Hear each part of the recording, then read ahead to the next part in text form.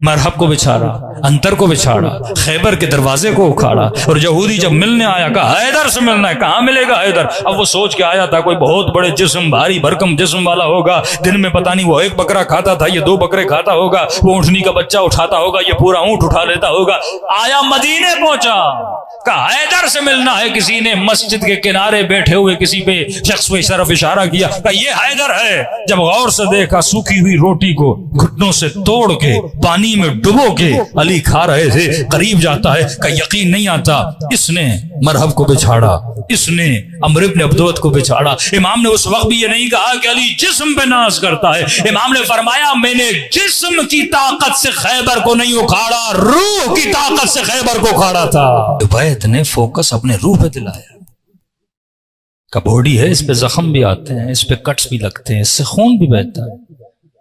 لیکن دیکھو علی کس پہ ناز